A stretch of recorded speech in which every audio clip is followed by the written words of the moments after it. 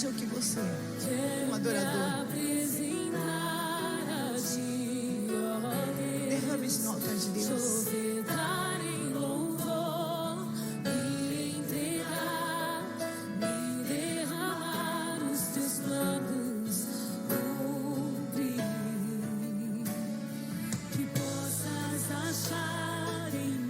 É isso que eu quero, Senhor.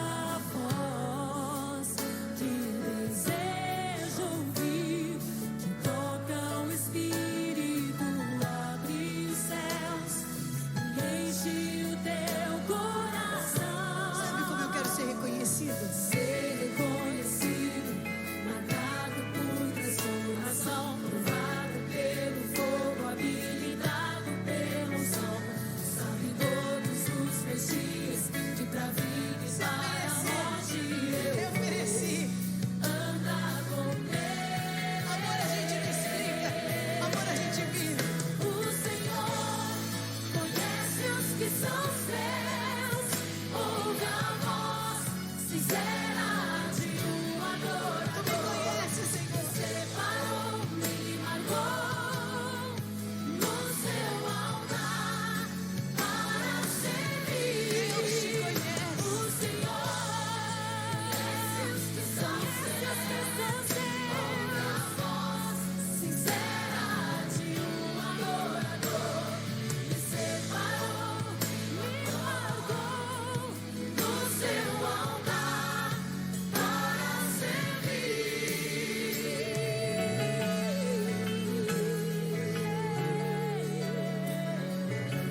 O importante é que tu me conheces. Quero me apresentar a ti, ó Deus, te ofertar em louvor, me entregar, me derramar, os teus planos cumprir. O Senhor sabe qual é a minha verdade. Que possas achar em mim a voz que desejo ouvir, que toca o Espírito, abre os céus e enche o teu coração. Isso é que é importante pra mim. Ser reconhecido, marcado por transformação, habilitado pela unção. Sabe todos os meus dias, que pra vida e para a morte eu vou andar com Deus. O Senhor conhece os que são seus, ouve a voz sincera de um adorador. Me separou, me marcou no seu altar para servir. Tu me conheces, O Senhor. Senhor conhece os que são seus, ouve a voz sincera de um adorador. Me separou, me marcou no seu altar para servir. O Senhor conhece os que são seus, ouve a voz Senhor, tu me conheces. O Senhor sabe qual é a minha verdade. Tu sabes o que é a verdade. Glória a Deus, paz do Senhor para você que está chegando agora, nesse domingo, dia 9 de agosto de 2020.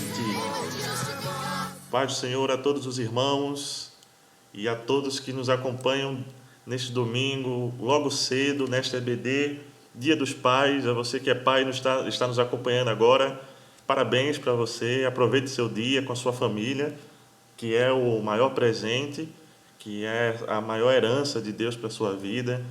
Para você que ainda tem o seu pai, aproveite esse domingo, Dia do Senhor, para também declarar o seu amor e demonstrar o quanto essa pessoa é importante na sua vida, na sua trajetória. E nós hoje estamos mais uma vez aqui na EBD, mais um domingo, para tratar desses temas tão maravilhosos que nós temos tratado já há 9 semanas. Isso mesmo, nós já estamos há 9 semanas estudando sobre as doutrinas básicas. Nós fizemos uma longa trajetória até aqui para chegar no assunto de hoje que a gente vai chegar. A gente não poderia chegar no assunto de hoje sem ter percorrido todo este caminho que nós percorremos durante as últimas 8 semanas. Hoje é a 9ª. Se você não percorreu todo esse caminho, eu aconselho você fortemente a revisitar os vídeos das outras semanas para que você possa compreender melhor. Não é que você não vai entender as lições, não é isso. Os assuntos não são complexos. Quem está acompanhando sabe, os assuntos não são difíceis. São assuntos apaixonantes, são assuntos que mexem com as nossas emoções, mas são assuntos básicos. Só que compreender esses assuntos básicos na ordem certa faz a gente construir uma maturidade nova, um conhecimento novo. Então a gente já passou sobre a doutrina de Deus, da criação, da providência, a doutrina do homem, da queda, do pecado, a doutrina de Cristo, da pessoa de Cristo e da salvação, da obra da salvação. Então nós percorremos todo um caminho que nos permitiu hoje falar sobre essa doutrina maravilhosa que é o tema de hoje, que é a doutrina da igreja, a eclesiologia. Hoje nós vamos dar o pontapé inicial para falar sobre a comunidade dos santos, a comunidade dos adoradores, o povo de Deus, a igreja, essa noiva do Cordeiro, o corpo de Cristo, a edificação santa, enfim, há tantas imagens que a Bíblia nos dá sobre a igreja e há uma ênfase tão grande que a Bíblia dá à igreja. E foi pela igreja que Jesus morreu, ou seja, foi por ela que Jesus se sacrificou, por isso nós também a amamos e nós também nos importamos muito com ela. Mas há muito a ser dito sobre a igreja. E muito do que a gente vai dizer e do que a gente tem dito desde a primeira semana até agora são coisas muito óbvias, mas que precisam ser reafirmadas. George Orwell, ele escreveu de que tempos de grande decadência, a obra mais necessária é reafirmar o óbvio. Nós estamos vivendo um tempo de grande decadência, por isso nada é mais necessário nesse momento do que a reafirmação do óbvio.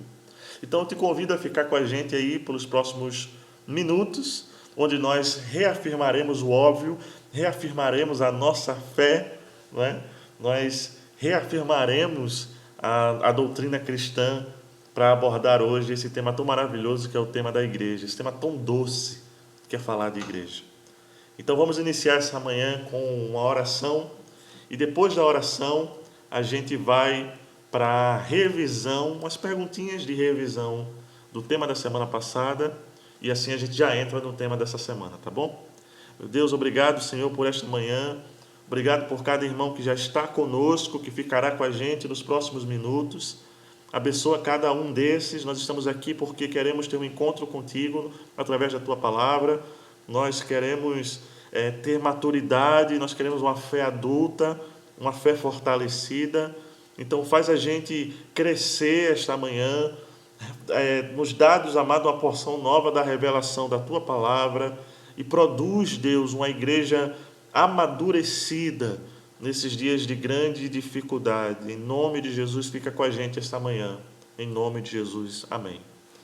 Vamos para a revisão e logo após a revisão do tema da semana passada, a gente já entra para o tema dessa semana.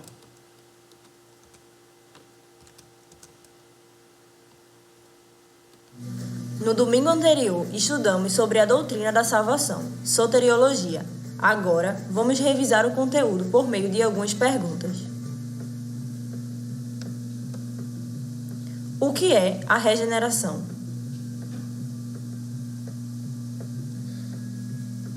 A regeneração é uma obra de Deus na nossa vida, mudando o nosso coração por meio da sua graça, fazendo com que cheguemos ao conhecimento do pecado e assim também ao arrependimento. É uma obra de Deus mudando o coração do pecador, fazendo com que ele reconheça o seu pecado e se entregue a Deus. Podemos dizer que a redenção tem um duplo propósito. Vocês sabem quais são?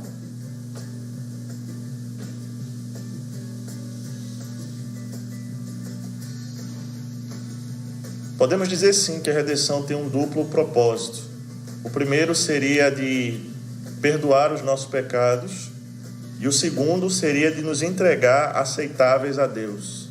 Quando Jesus morre na cruz, ele não simplesmente afasta a culpa do nosso pecado de nós, mas ele nos aproxima de Deus, nos reconciliando com Deus através do seu sacrifício, da sua morte.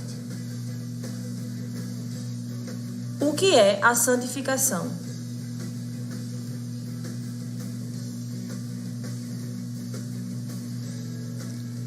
Santificação é uma obra do Espírito Santo nas nossas vidas que, dia após dia, nos livra do poder do pecado na nossa vida.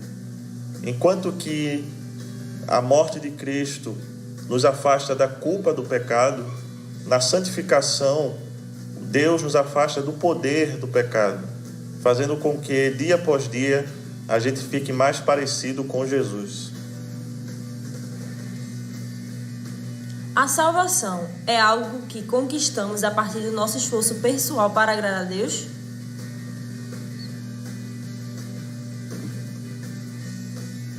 Não, nós vimos na semana passada que a salvação é dada por Deus por meio da sua graça e não por causa do nosso esforço, de modo que não sobra para a gente mérito nenhum e não sobra na gente razão nenhuma para que a gente se vanglorie.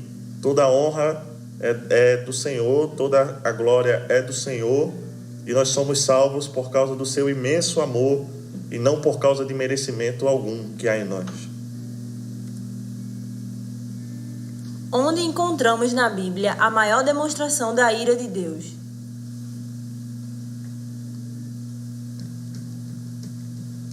Nós vimos que a ira de Deus é diferente da ira do homem.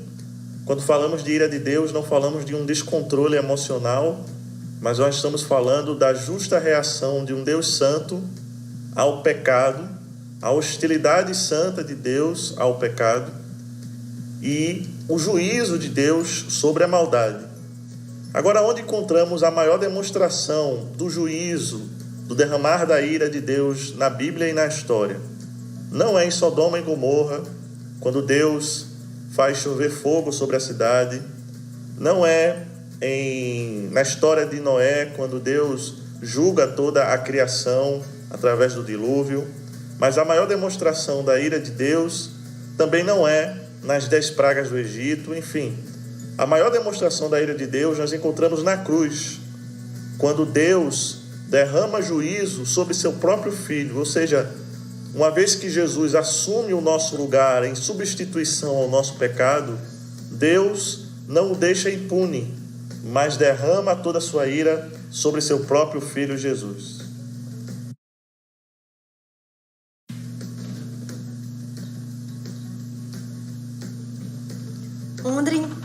Onde encontramos na Bíblia a maior demonstração do amor de Deus?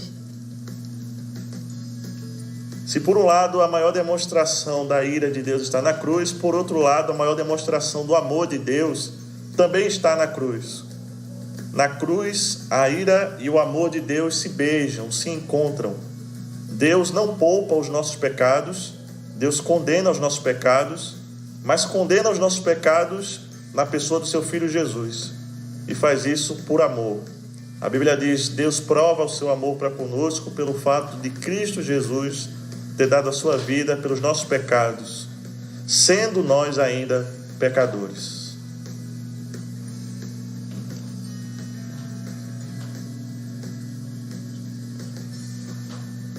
E aí, vocês conseguiram responder as perguntas? Agora, vamos para a lição de hoje.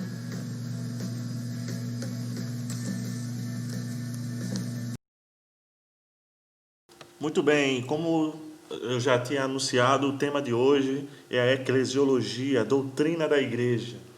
E esse tema acabou de ser oportuno a gente falar desse tema nesse momento que nós estamos vivendo de grande efervescência social. Esses temas eles foram definidos há algum tempo atrás, que a gente abordaria nessa sequência, mas como foi oportuno a gente falar de igreja nesse momento histórico que nós estamos vivendo, onde vários casos de racismo estão sendo denunciados, em que há um levante mundial para tratar dessas questões, em que injustiças sociais que já eram de conhecimento de todos, de repente agora elas são filmadas, são provadas. Não é só uma história que a gente ouviu, mas agora está filmado e provado e documentado, em que há uma convulsão social para falar sobre assuntos como racismo, como imigração, como problemas de ética social e de ética de classe, e de ricos humilhando pobres, e de negros sendo marginalizados, em que pessoas refugiadas de guerra sendo tratadas como inimigas. Enfim, há uma convulsão social nesse momento que nós estamos vivendo para discutir temas como esse: racismo, brigas de classe, nação contra nação, povo contra povo. E no meio dessa convulsão social, estamos aqui para falar sobre igreja. Igreja, esse ambiente de graça onde o patrão e o empregado se encontram e são irmãos. Igreja, esse ambiente de graça onde não há homem nem mulher, judeu ou grego, não há escravo ou livre, servo ou senhor, todos se encontram como irmãos, como membros um dos outros, como participantes do mesmo corpo, onde não existe espaço para racismo, para miscigenação, para discussão de classe, onde os ricos não têm cadeiras especiais, onde os pobres não sentam nos fundos, onde os invisíveis são notados, onde a dor do fraco é a dor de todos, onde a alegria de um é a alegria de todos e o choro de um é o choro de todos. A igreja é esse microcosmo social onde a graça de Deus revela um novo padrão de existência, um padrão de existência que vem dos céus. E é sobre este povo, esta comunidade, sobre este ambiente que nós vamos falar hoje. Enquanto o mundo convulsiona-se socialmente sobre essas questões, na igreja, essas questões elas não encontram espaço, pois estamos falando da comunidade de Deus. A gente chama de povo de Deus, onde os diferentes se encontram todos juntos e ligados à sombra da cruz. E é sobre esse tema que nós vamos falar hoje. Eclesiologia, a doutrina da igreja. E para o nosso texto base, nós vamos adotar Romanos 12. Na nossa tela está aparecendo aí os versículos 4 e 5, mas nós vamos abordar Romanos 12, do versículo 4 em diante. Todo o capítulo 12 de Romanos nós vamos estar abordando. E o versículo 4 e 5, que está aí na tela, diz o seguinte: da mesma forma que nosso corpo tem vários membros e cada membro uma função específica, assim também o corpo de Cristo. Somos membros diferentes do mesmo corpo e todos pertencentes uns aos outros. Nós vamos meditar sobre tudo que o apóstolo Paulo vai falar para a gente aqui em Romanos 12, mas antes da gente meditar sobre vários aspectos a respeito do que a Bíblia ensina em Romanos 12 sobre a igreja, nós vamos assistir esse vídeo. Eu quero que você acompanhe esta palavra tão edificante para introduzir o tema nesta manhã.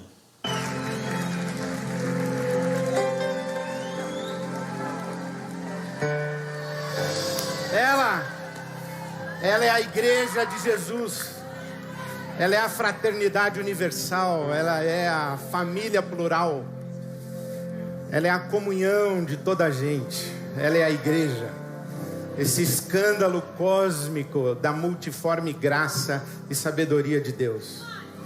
Ela é o que há de mais belo, porque ela é a única comunidade onde não existe judeu nem grego, não existe escravo nem livre, não existe macho nem fêmea, homem nem mulher.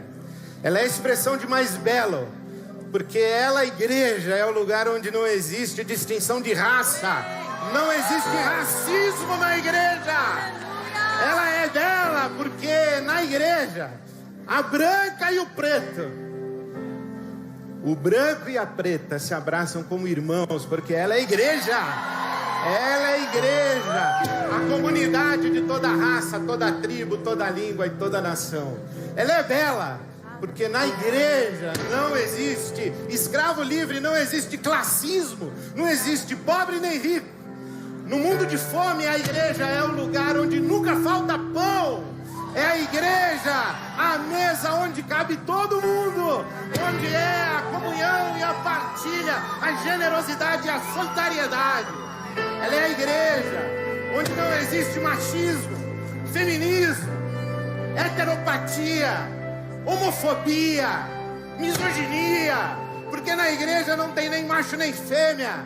Na igreja Jesus Cristo é tudo em todos, e por isso ela é gloriosa, gloriosa, porque ela é a encarnação do amor, e nada brilha mais do que o amor. Mas por isso ela tem que ser corajosa, porque no mundo de barreiras, de segregação, de exclusão, ela é a noiva do leão que reina como um cordeiro. E ela, a igreja, sabe que o último grito é de vitória, porque o cordeiro foi morto, mas ele ressuscitou. O cordeiro foi morto, mas ele está vivo como leão. Ao cordeiro, ao leão, toda honra, toda glória, todo louvor.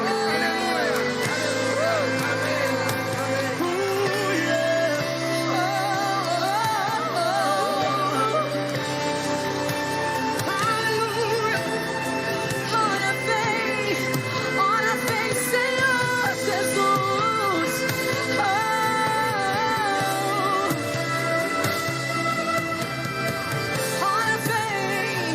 Ora vem, Senhor Jesus. A tua noiva clama, vem, vem, vem. Ela é menina dos olhos de Deus pro seu filho. Ela é menina escolhida de Deus. Noiva amada. Vive, menina, Oh, sonha, menina.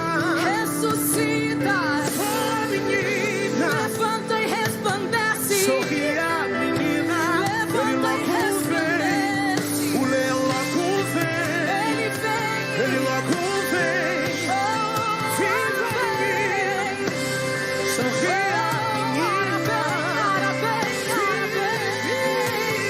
vem, Senhor Jesus, Oh, yeah. vem, Senhor Jesus, vem, Senhor Jesus, vem,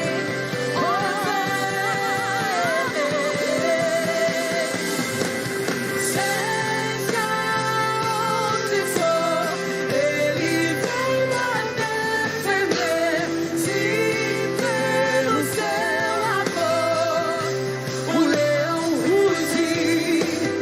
Seja onde for, Ele vem nos defender, se pelo seu amor o leão rugirá.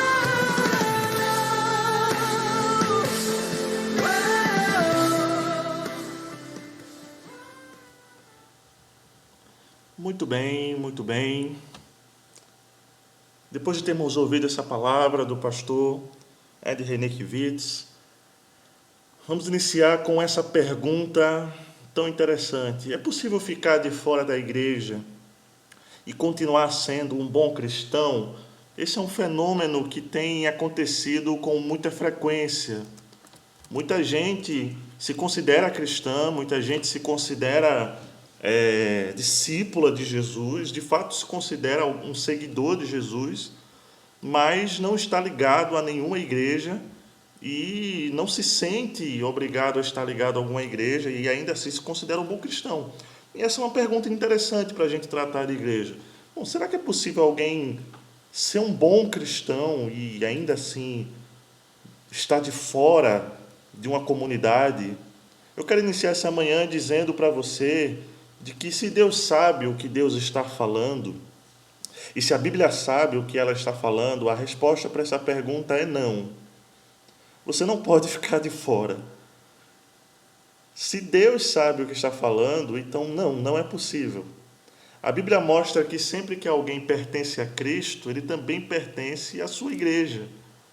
A Bíblia mostra que sempre que um cristão se convertia, lá no livro de Atos, ele era imediatamente incluído na comunidade. Falar de plano de Deus é falar de comunidade. Afinal, o próprio Deus é uma comunidade. Você já parou para pensar sobre isso? O próprio Deus é Deus Pai, Filho e Espírito Santo. A própria divindade é uma comunidade.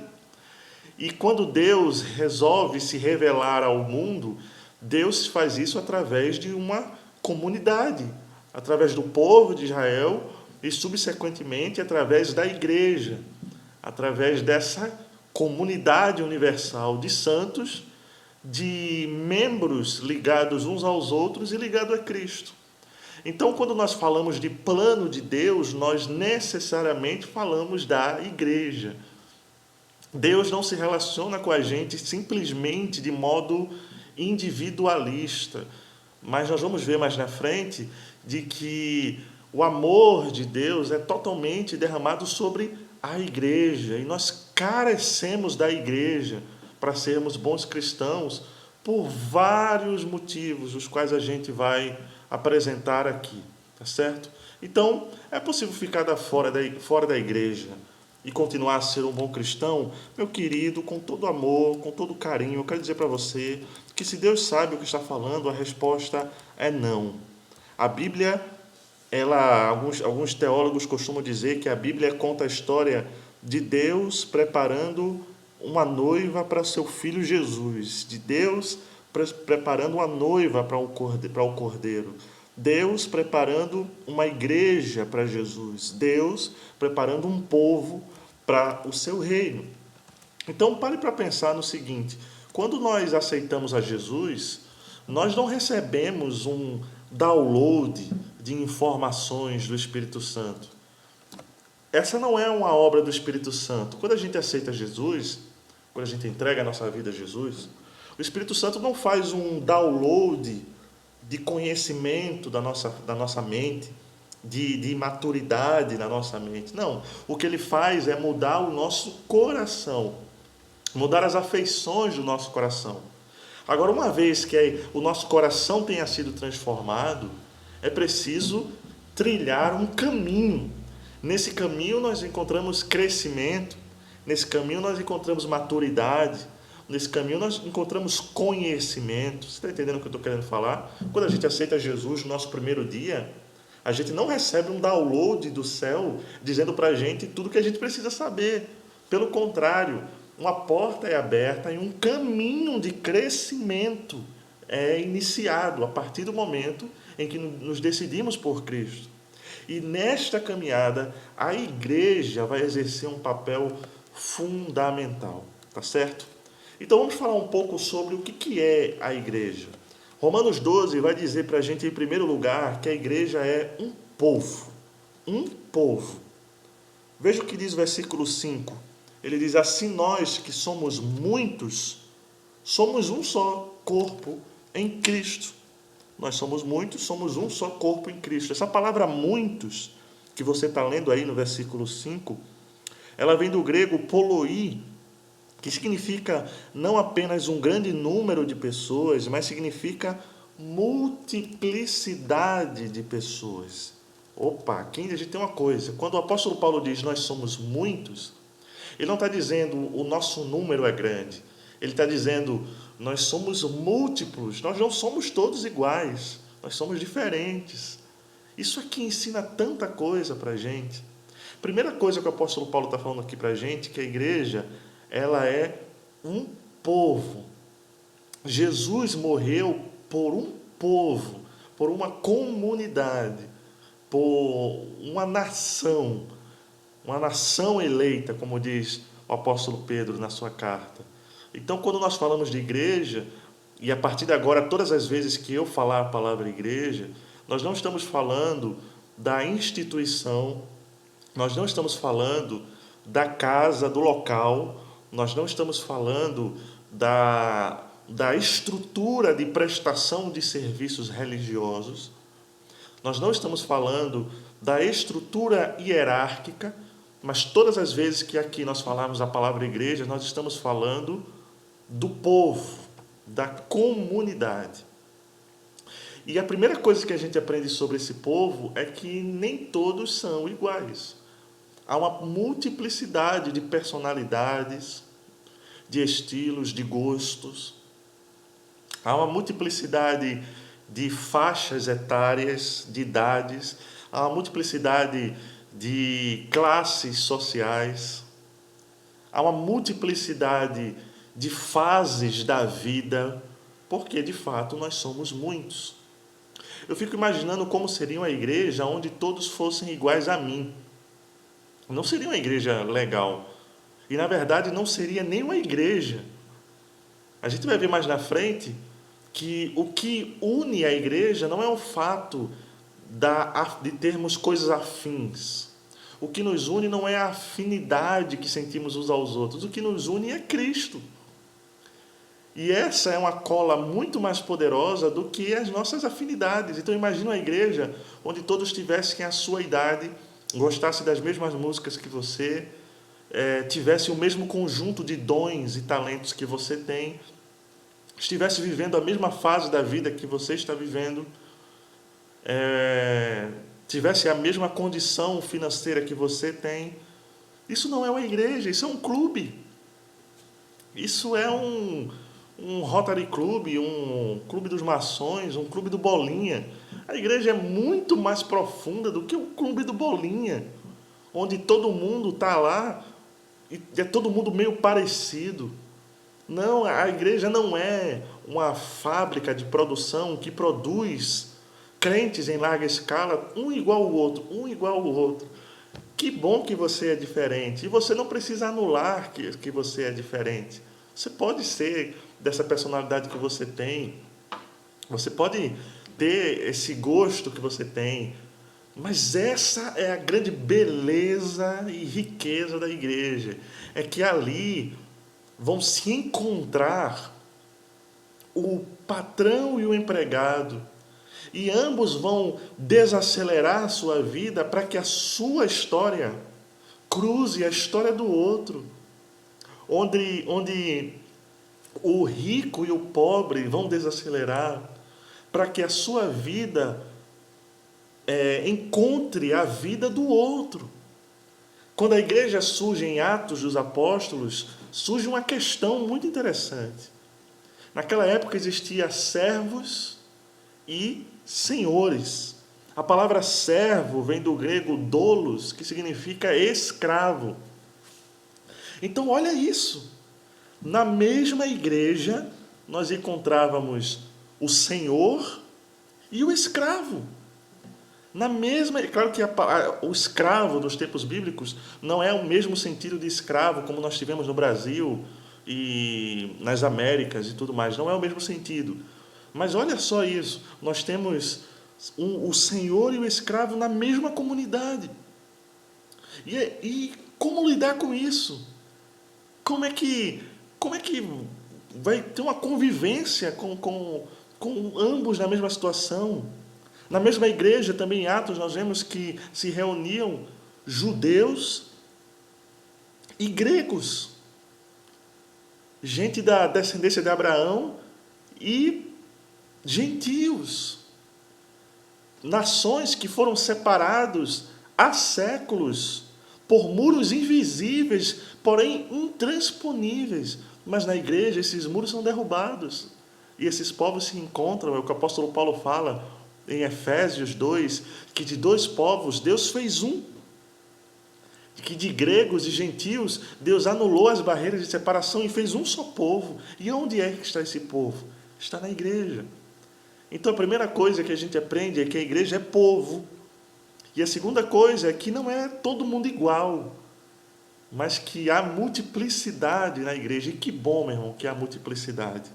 Uma vez, uma pessoa chegou para mim e disse que era bom que tivesse uma igreja só de jovens. Só de jovens e uma igreja só de velho. Uma por jovem, uma por velho. Meu irmão, isso é tudo menos igreja. Igreja não é gueto, igreja não é clube do Bolinha. A igreja é um povo heterogêneo, com multiplicidade, e isso fica claro na Bíblia. Lá em Tito 2, o apóstolo Paulo vai dizer que a igreja é o lugar onde os jovens têm acesso aos mais velhos. Isso é lindo. Onde os mais velhos têm acesso aos mais jovens. Olha só o que a Bíblia está dizendo. O apóstolo Paulo vai dizer que as jovens encontrem nas mulheres fonte de aconselhamento para a sua vida. Que os jovens encontrem nos mais velhos fonte de sabedoria e que os mais velhos encontrem nos mais jovens fonte de força, de ânimo e de renovação. Ou seja, é um lugar onde a heterogeneidade tem propósito. Há propósito nisso, há propósito em ter pessoas iguais. Tem gente que busca igreja onde todo mundo seja igual a você. O propósito da igreja está também na multiplicidade. Tá certo? Então, em segundo lugar, aí nós falamos sobre isso, a igreja é formada por uma multiplicidade de pessoas. Isso me ensina uma outra coisa. Quando o apóstolo Paulo fala que somos muitos, mas ele diz, somos um só corpo em Cristo. É que, ao mesmo tempo, Deus não quer anular a minha individualidade. Quando eu entro na igreja, muita gente pensa isso, que fazer parte de uma igreja significa deixar de lado a sua individualidade e me juntar a uma massa. Mas quando eu olho para a multiplicidade, eu percebo que Deus, Ele não quer anular a minha individualidade. Pelo contrário, Deus deu a você, meu irmão, um conjunto de dons e talentos especial, que está aí com você. E que se você não usar isso na igreja, a sua igreja vai sentir falta. Deus deu a você um conjunto de habilidades que, se você não pôr a serviço da igreja, vai fazer falta. Cada membro tem a sua função e o seu papel. É como diz aquela música de catedral, quanto mais a gente chega mais perto de Deus, mais a gente se conhece. Então, se aproximar de Deus não é anular a nossa individualidade, pelo contrário, é redescobrir a nossa individualidade e descobrir que Deus o tempo todo, desde o nosso nascimento, nos deu as ferramentas necessárias para que a gente fizesse parte do seu plano. E o seu plano está na igreja. Outra coisa, a igreja é um povo comprado com sangue. A gente está falando o tempo todo isso aqui. A igreja é povo, a igreja é povo, a igreja é povo. Não é um lugar, não é um prédio, não é um provedor de serviços espirituais, é um povo. Por que é importante a gente reafirmar essa palavra? A igreja é um povo. Para que fique claro para você o seguinte, você não é a igreja. Eu quero que você diga isso. Você não é a igreja. Eu não sou a igreja. A igreja somos nós. Quando falamos de igreja, falamos sempre no plural. E se você é leitor da Bíblia, vai ver que a linguagem de Deus é sempre uma linguagem plural. O Novo Testamento inteiro, Deus sempre fala dos santos. Deus sempre fala das pessoas e nunca do indivíduo somente. Então, eu sozinho sou simplesmente uma parte desta igreja. Agora, igreja só acontece no encontro. Igreja só acontece quando a minha vida passa pela sua vida. Igreja só acontece quando a tua história se encontra com a minha história. Eu, muitas vezes, no meu egoísmo, você, muitas vezes, no seu egoísmo, acha que a gente pode ser independente e ainda assim continuar sendo um bom cristão. Mas igreja é lugar de encontro, onde as nossas histórias se cruzam sobre uma mesma esquina. E que esquina é essa? Está aqui a história da minha vida trilhando o seu curso. Está aqui a história da sua vida trilhando o seu curso.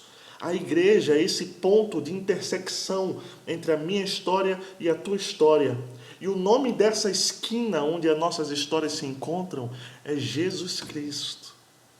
Então, a igreja não é simplesmente eu sozinho, nós juntos é que constituímos a igreja. Isso me diz tanta coisa. Isso me diz, em primeiro lugar, o que eu tenho que amar. Isso me diz tanta coisa. Isso me diz, por exemplo, a quem eu devo me dedicar, a quem eu devo abrir mão, quem é o destino do meu amor. O destino do meu amor são as pessoas. Se a igreja é povo, então qual é o destino do meu amor? É o povo. Aonde eu devo perdoar? No povo. Aonde eu devo servir? Neste povo. Aonde eu devo estar presente? Nesse povo. Olha, deixa eu dizer isso aqui antes de a gente passar para o próximo tópico. Isso é muito importante.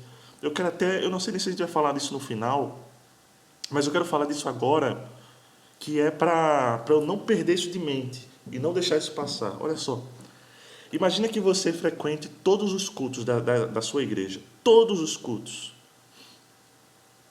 Mas se você frequenta todos esses cultos, mas você não convive, não se relaciona, não encontra, não tem esse cruzamento de história, não tem convívio, relacionamento com as outras pessoas da igreja, meu querido, você não está fazendo parte da sua igreja. Se você frequentar todos os cultos, mas você não tiver relacionamento nenhum com os membros da sua igreja, você é um desigrejado. Porque a igreja não está lá simplesmente para que você vá e assista os cultos. Ela está lá para que a gente se encontre, para que a gente conviva. Aí você diz, Tiago, e nesse momento de pandemia, onde a gente não pode se encontrar todos juntos, como era há alguns meses atrás? Eu pergunto a você, você tem entrado em contato com os outros membros da igreja? Você tem ligado para alguém? Você tem mandado mensagem para alguém? Vamos mais profundo. Você tem servido a alguém? Você tem visto alguém em necessidade? Você tem estendido a mão? Você tem orado pelos outros membros da igreja? Pelos outros membros do seu departamento? Pela liderança da igreja? Então você percebe? Mesmo que você esteja assistindo todas as lives da igreja, se você não tem relacionamento, convívio com os outros irmãos, meu querido, você é um desigrejado.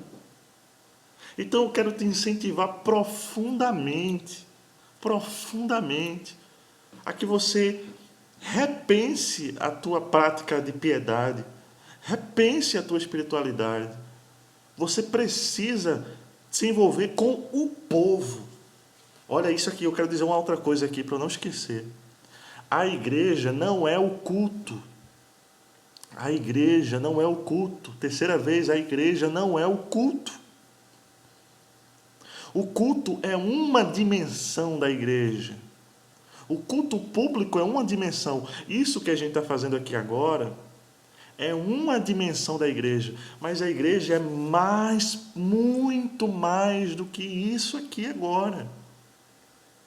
Há muito mais coisas. Olha, eu não me lembro de muitas pregações maravilhosas que eu ouvi, mas eu me lembro dos conselhos que eu recebi. Eu me lembro dos abraços que me foram dados. Eu me lembro do testemunho que eu assisti dos outros membros das igrejas. Então, para a gente ser útil na igreja, não é somente quando a gente está no púlpito com o microfone na mão ou diante de uma câmera, como eu estou aqui agora. Pega esse teu telefone, bênção. Liga para os outros irmãos da igreja. Pega esse teu telefone, abençoado. Liga aí para o pessoal, entre em contato. Se relaciona. Quando a gente diz que igreja é povo, a gente está dizendo que foi pelo povo que Jesus morreu. Foi pelo povo que Jesus sacrificou. Então, com quem é que eu tenho que me envolver? E quem é que eu tenho que amar? A quem é que eu tenho que servir? Onde é que eu tenho que estar presente? É no povo. Então, entenda isso. Igreja não é o culto é uma dimensão. Se eu assisto todos os cultos, mas não entro na dimensão do relacionamento, então eu não estou na igreja. Não estou na igreja. Você está entendendo o que eu estou falando? Você está entendendo isso? Isso é muito importante. Porque tem gente que se apoia na desculpa de que está tendo pandemia, então basta dar o play no canal da igreja, e aí eu estou na igreja. Basta acessar o YouTube na hora marcada lá, e aí eu estou na igreja. Mas não liga para ninguém, não aconselha ninguém, não estende a mão para ninguém, não ora por ninguém, não se relaciona com ninguém.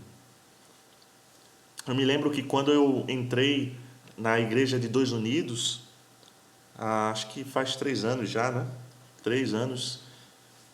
Vai fazer 3 anos, na verdade, em que eu e minha família estamos fazendo parte de Dois Unidos. E 2 coisas me chamaram muita atenção. A primeira foi quando o pastor Alexandre, ele deu um recado, ele disse: irmãos,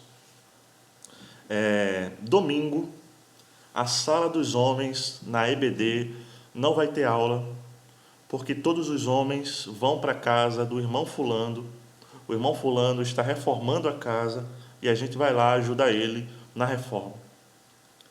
Eu disse: meu Deus, o pastor está desmarcando uma programação oficial da igreja para que os irmãos vão participar de uma atividade fora da igreja que aparentemente, olha o que eu estou falando, aparentemente nada tem a ver com Deus ou com espiritualidade.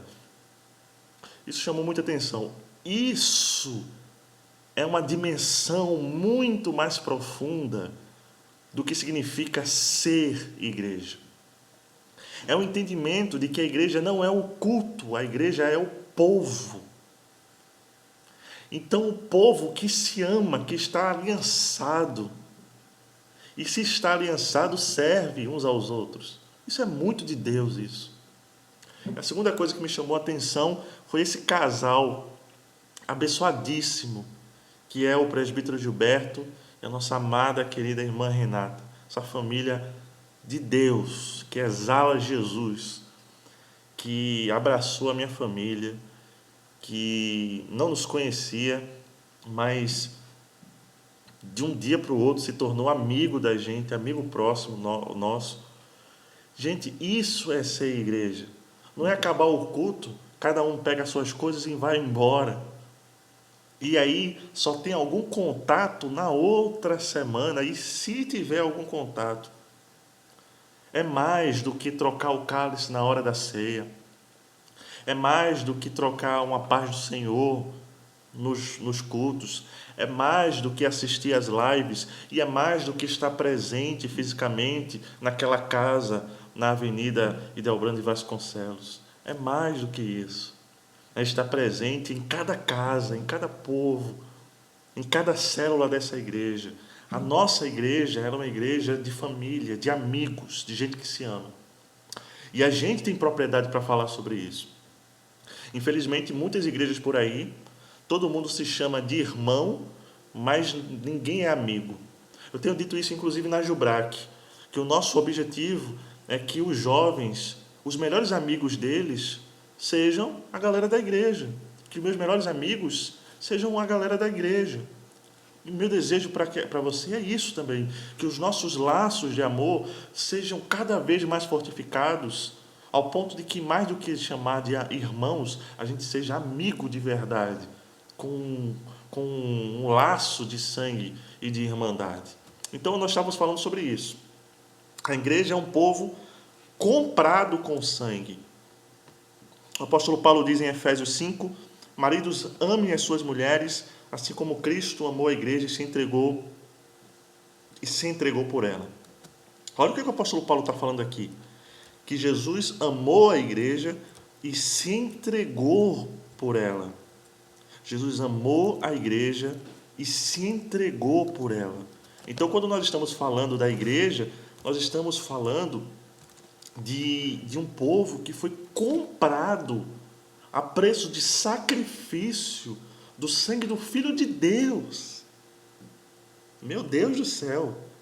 Então nós estamos falando de algo muito precioso. Se Deus amou esta comunidade nesse nível, então eu que tenho meu coração regenerado, que quero andar com Deus e amar as coisas que Deus ama, é impossível eu também não amar esta comunidade. Não com amor fingido, não com amor inventado ou fabricado, mas com amor de atitudes e de intencionalidade.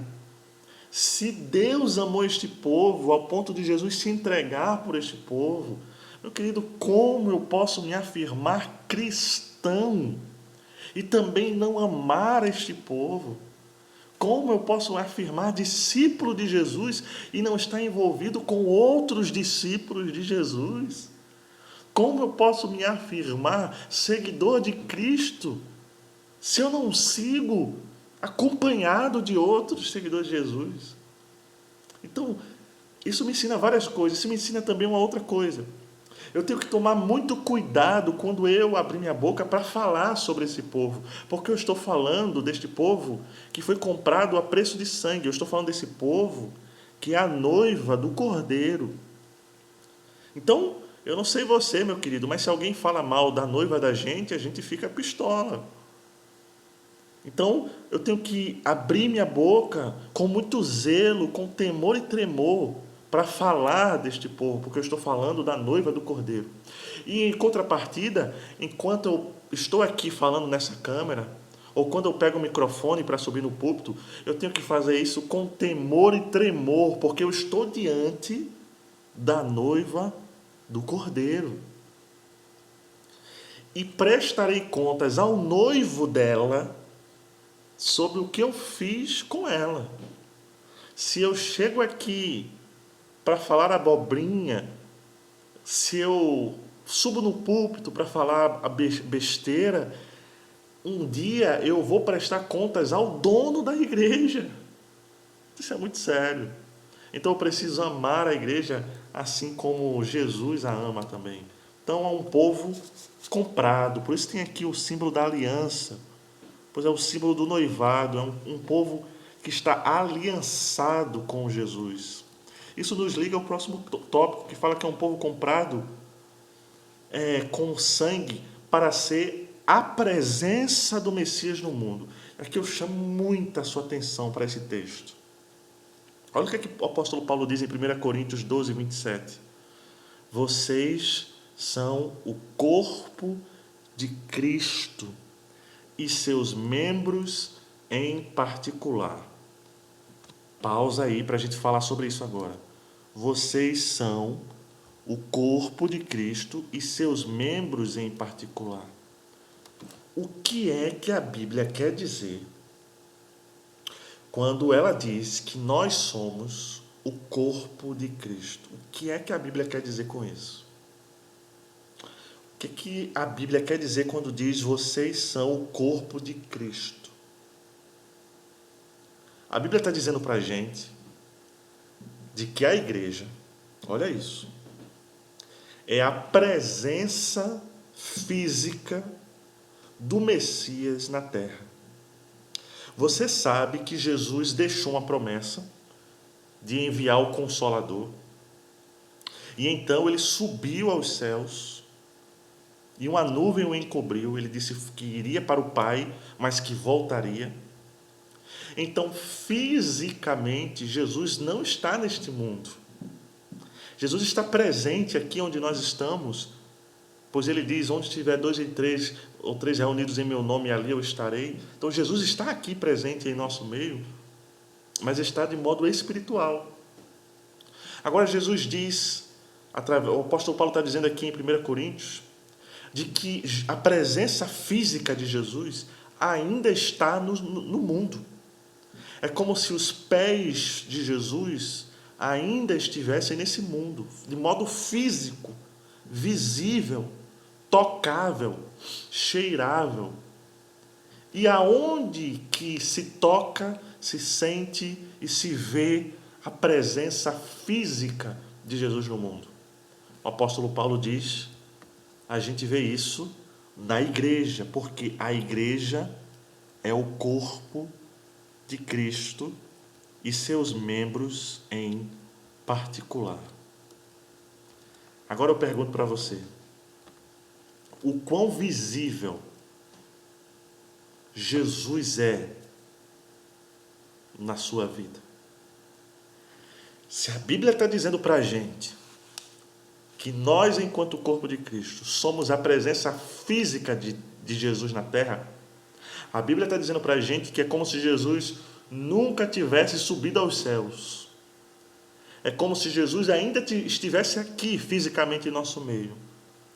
E como é que a gente sabe que Ele está aqui fisicamente no nosso meio? Por causa da igreja. O quão visível Jesus é no nosso testemunho, irmãos. O quão visível Jesus é nas nossas palavras, nas nossas conversas, meu querido. O quão visível Jesus é nas nossas opiniões. O quão visível Jesus é no modo como criamos os nossos filhos. O quão visível Jesus é no modo em que prestamos conta ao nosso patrão no trabalho, ou quanto nós levamos a sério o nosso serviço. O quão visível Jesus é para os nossos vizinhos, para a casa do lado, para a casa da frente. O quão visível Jesus é para quem nos rodeia, para quem é nossos amigos, quando sentamos numa lanchonete para conversar.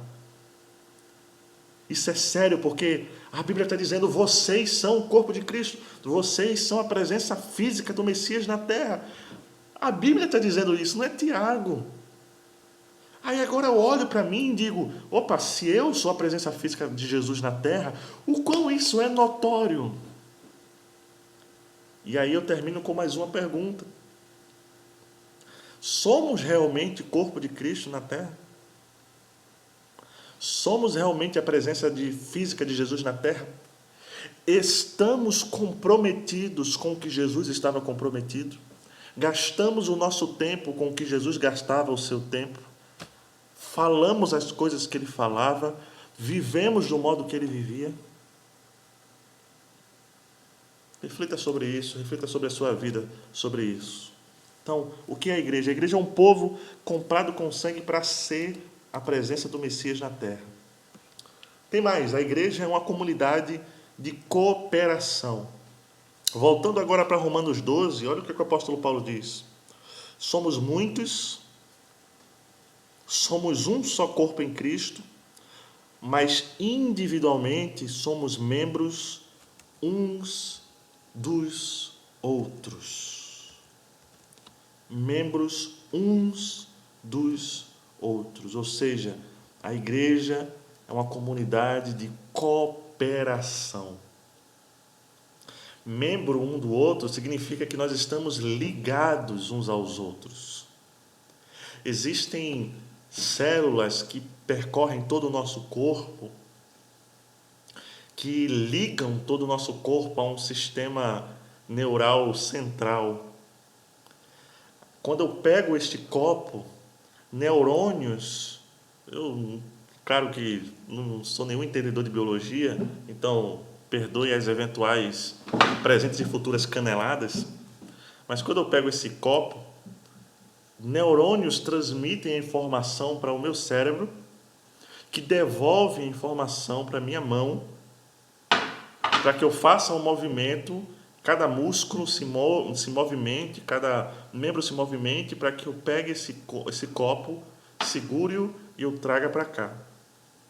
Então, informações percorrem os nossos neurônios, meus dedos precisam da minha mão precisa do meu punho precisa do meu antebraço. Enfim, cada parte do corpo, cada membro se movimenta para que eu faça esse movimento. Quando eu abro minha boca para falar, o meu cérebro transmite a informação para os músculos da minha face, que se movimentam para que o ar passe pelas minhas pregas vocais, elas vibram e assim um som sai da minha boca junto com o ar. Mas há centenas de músculos que se movimentam para que cada palavra seja dita. E um coopera com o outro para que o objetivo seja alcançado. O apóstolo Paulo diz, desse mesmo jeito, é na igreja. Na igreja, um é membro do outro. Ou seja, um está ligado ao outro, de modo a cooperar para um bem em comum. A gente tem a tendência de olhar para a igreja perguntando o que a igreja pode fazer por mim. O que essa igreja pode fazer para os meus filhos? O que a igreja pode produzir na minha família? O que é que a igreja pode proporcionar aos meus domingos? Olha, se fosse por isso, a gente estava com sérios problemas, porque você está assistindo essa live agora, mas agora, nesse mesmo momento que essa live está rodando, há milhões de outras lives acontecendo. A gente está aqui na live da Brasil para Cristo, em 2 Unidos 2, mas nessa mesma hora deve estar rolando a live da Batista de Água Azul. Em outro lugar, em algum outro canal, Ed Renekiewicz está pregando. Hernanes Dias Lopes está pregando. Então, a gente tem que entender a igreja para além dessa lógica, o que ela tem para me oferecer. E passar a enxergar a igreja como aonde eu posso servir. Em que eu posso cooperar. Isso, de fato, é ser igreja. Uma comunidade de cooperação. Agora, é mais do que isso. Eu quero chamar a sua atenção para esse próximo slide aqui. O que une os membros não são os laços afetivos. O que une a igreja, como é que diz? Em sentido de um estar unido ao outro, em um cooperar com o outro, não são os laços afetivos, porque já existem outras organizações em que outras organizações de cooperação, já existem. Já existem comunidades de cooperação, por exemplo, o Country Club, o Rotary Club, os clubes de futebol. Qual que é a diferença dessas associações para a igreja? É que o que nos une não são os laços de afeto. Olha o que o apóstolo Pedro diz em 1 Pedro 2, 5 e 6. Vocês também, como pedras vivas, sois edificados casa espiritual e sacerdócio santo, para oferecer sacrifícios espirituais agradáveis a Deus por Jesus Cristo.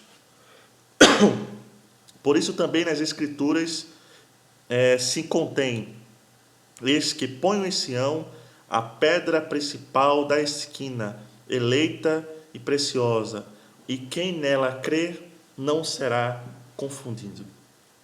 O que é a pedra de esquina, também chamada de pedra angular? Está vendo esse desenho aqui do lado? Nesse desenho você está vendo uma coluna. Essa coluna na antiguidade é uma coluna de pedras. Você está vendo que a engenharia era um pouco diferente, então as pedras eram encaixadas uma na outra. Elas eram encaixadas uma na outra. Você pegava uma pedra, depois você pegava uma outra pedra e ia subindo para fazer uma coluna. O que faz que essas pedras estejam nessa posição e esteja segura, firme nessa posição, é essa pedra aqui em azul. Essa pedra em azul faz toda a diferença. Ela tem que ser do tamanho certo, ela tem que ser da estrutura certa, e ela fica aqui no meio, porque é ela que dá sustentação a todas as outras. Se essa pedra não existir, nenhuma dessas pedras se mantém no lugar. O que é que Pedro está dizendo?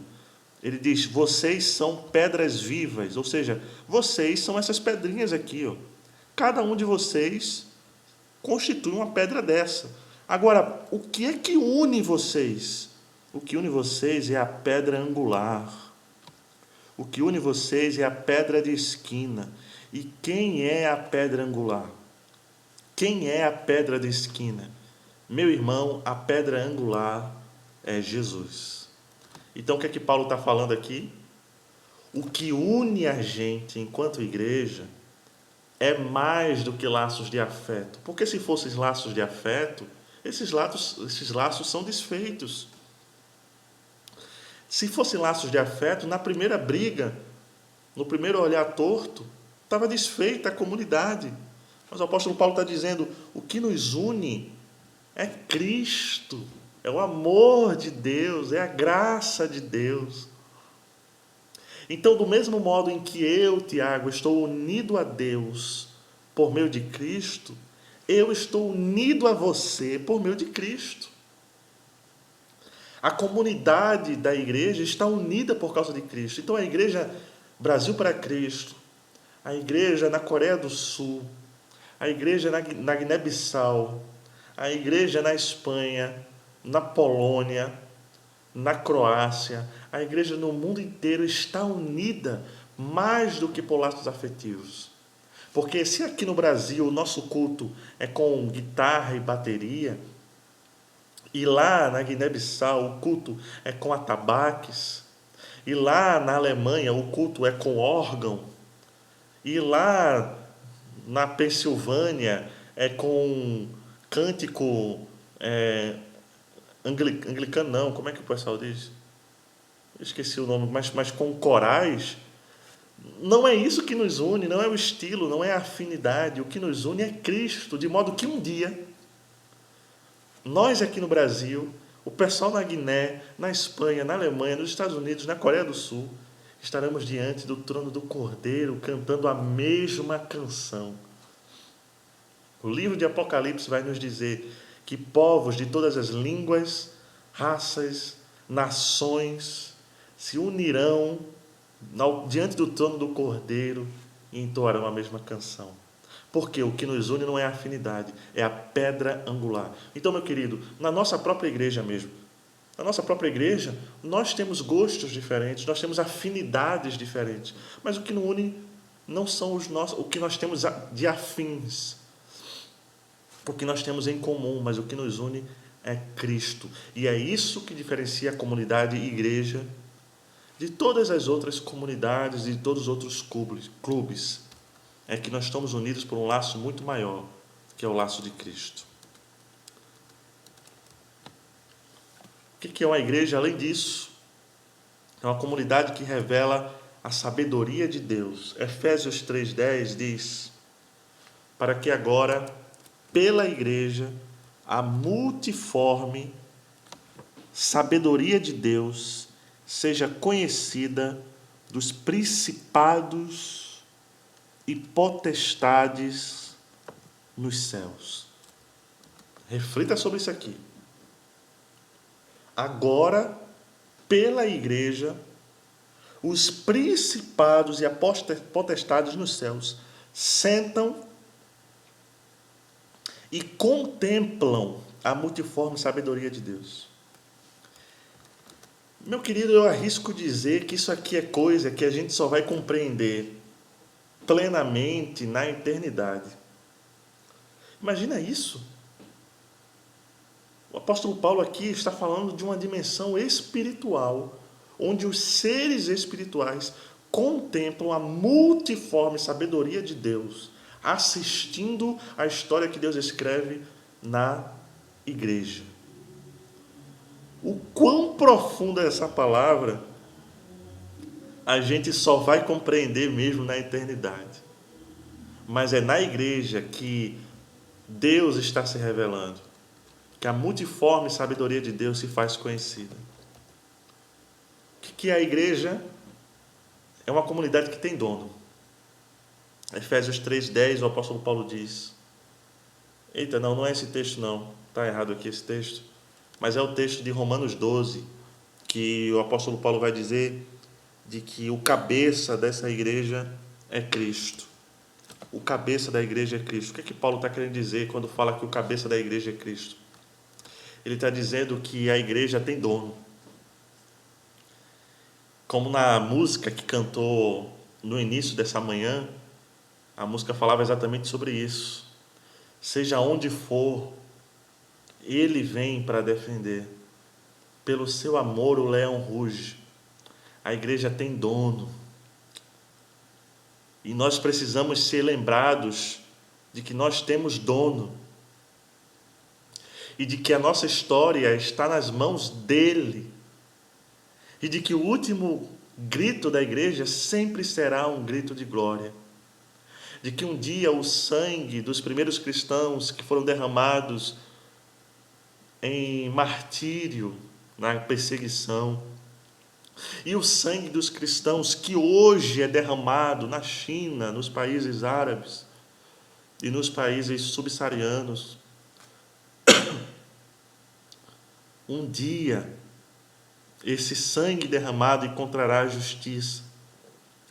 Um dia os cristãos vitimados, dos quais nem conhecemos os nomes, seja em que povo for, em que regime aconteceu, um dia eles encontrarão o seu grito de júbilo e de glória. A igreja tem dono. E a história da igreja, não importa o que aconteça, vai encontrar o seu final e ao final de glória, não importa. A perseguição sempre virá. Os inimigos da igreja sempre se levantarão, mas a igreja sempre permanecerá de pé. Eu quero terminar essa manhã com esse próximo slide. E nesse próximo slide eu quero responder rapidamente a essa pergunta. A pergunta é: igreja para quê? Para que a gente precisa de igreja? Eu quero separar alguns poucos motivos. Primeiro, porque o discipulado acontece com o convívio. Não existe discipulado sem convívio, sem relacionamento. Não existe discipulado à distância. Discipulado não é um curso. Discipulado não é uma formação. Discipulado é caminhar junto. É observação. Eu me lembro que quando a gente estava estudando o livro de Eclesiastes, aqui na EBD, a gente falou um pouco sobre isso. Qual que é o método de discipulado de Jesus? O método de discipulado de Jesus não era os discípulos sentados numa sala, cada um com a sua cadeira, o seu caderninho, anotando o que Jesus estava falando. Não era assim. O método de discipulado de Jesus era: eu faço, vocês me observam eu fazer. Depois vocês fazem e eu faço junto com vocês. Depois vocês fazem sozinhos e eu observo vocês fazerem. O método de discipulado de Jesus era o método da convivência. Vocês primeiro me observam, veem como eu faço, veem como eu falo, veem como eu vivo, veem como eu respondo, e aí vocês imitam o que eu faço. Esse é o método de Jesus. Não existe discipulado sem convivência, sem relacionamento. Então a primeira resposta: por que eu preciso de igreja? Porque não existe discipulado sem convívio. Segundo, porque nós precisamos de disciplina. A gente vive numa sociedade que tem dificuldades com a prestação de contas, uma sociedade que não gosta de prestar contas, mas nós precisamos da igreja porque nós precisamos da disciplina. Nós precisamos que alguém diga que estamos errados. Nós precisamos que alguém diga que nós precisamos mudar algo, consertar algo. Nós precisamos de alguém que direcione o nosso caminho. Então, eu preciso ser disciplinado, você precisa ser disciplinado. E para isso nós precisamos de igreja. Nós precisamos de igreja porque o amor é um exercício em comunidade. Jesus disse: um novo mandamento vos dou, que amem uns aos outros, assim como eu vos amei. E assim, através desse amor, as pessoas saberão que vocês são meus discípulos. Como é que o mundo sabe que nós somos discípulos de Jesus? Quando exercitamos o amor. Como é que eu vou exercitar o amor sem a comunidade? Então, eu preciso da comunidade para exercitar o amor. Eu preciso da comunidade para exercitar o perdão. Eu preciso da comunidade para exercitar a graça, para exercitar a paciência, a benignidade, a longanimidade, o domínio próprio. Então, o amor é um exercício em comunidade. Eu preciso da igreja também, porque Deus distribuiu dons. Você não tem o mesmo conjunto de dons que eu, e eu não tenho o mesmo conjunto de dons que você. Então Deus distribuiu dons diferentes dentro do corpo, dentro da igreja. E de modo que cada pessoa com o seu conjunto de dons coopere uns com os outros. Que propósito maravilhoso de Deus, que mistério da graça maravilhoso de Deus quando Deus faz isso. Deus não pega uma pessoa só e carrega essa pessoa com todos os dons, e agora toda a igreja depende unicamente dessa pessoa para encontrar edificação. Não, Deus cerca todos os membros da igreja com dons, de modo que um supra a necessidade do outro. Isso é lindo, isso é de Deus. Então, meu querido, nós precisamos demais da igreja. E por último, porque é ambiente de amizade. Quero terminar com isso. A igreja é um ambiente de amizades. A igreja é um ambiente de amizades. Olha, quero terminar com essa palavra. Nós estamos enfrentando um momento de muita dificuldade. Muita dificuldade. Nós estamos aí voltando do isolamento social. Nós estamos assistindo um afrouxamento das regras. Nós já estamos com os cultos públicos abertos, mas a gente já consegue observar de que muitos estão mudando o modo que se relacionam com a igreja, estão um relacionamento mais afastado da igreja. Mas, meu querido, por tudo que a gente tem falado aqui, um dos grandes motivos pela importância da igreja é que a igreja é um ambiente de amizades. O apóstolo Paulo, quando ele escreve a sua epístola a Timóteo, lá no finalzinho da epístola de 2 Timóteo, o apóstolo Paulo está pressentindo que ele talvez não vá viver muito tempo. Chama a atenção que no final da epístola ele cita o nome de amigos. Em 2 Timóteo 4, ele diz: saudações a Priscila e a Áquila e a casa de Onesíforo. Erasto permaneceu em Corinto, deixei Trófimo em Mileto. Ele diz: procura vir, Timóteo, para cá, antes do inverno. Ébolo, Prudente, Lino, Cláudia, todos esses irmãos lhe enviam saudações. O Senhor seja com o seu espírito, a graça seja com vocês. O apóstolo Paulo ele começa a citar o nome de vários anônimos que a gente nunca vai, talvez, conhecer a história deles, mas que eram pessoas da extrema importância, que quando ele escreve o nome dessas pessoas, ele escreve para dar ânimo ao coração do jovem Timóteo, dizendo: olha, os teus amigos estão aqui contigo, e eles mandam saudações a vocês. O reino de Deus é um reino de amigos, não é um reino para solitários. É um reino de convivência, é um reino de entrosamento, de relacionamento. E a gente precisa da igreja para isso. Então, nesses dias de grande dificuldade que a igreja, de um modo geral, tem enfrentado, eu quero reafirmar aqui nessa manhã a importância dessa comunidade e dessa importância de você estar envolvido no meio dessa comunidade. Graças a Deus, a Igreja Brasil para Cristo e Dois Unidos 2 é uma comunidade de gente que se ama, de gente que é amigo, de gente que se importa uns com os outros. E eu te convido a nunca perder esses laços, mas a sempre permanecer unidos uns com os outros. Amém? Ontem à noite eu pedi para que alguns irmãos me enviassem algumas fotos de momentos marcantes da igreja. E embora a lição da EBD esteja acabando agora, eu quero pedir para que você fique aí.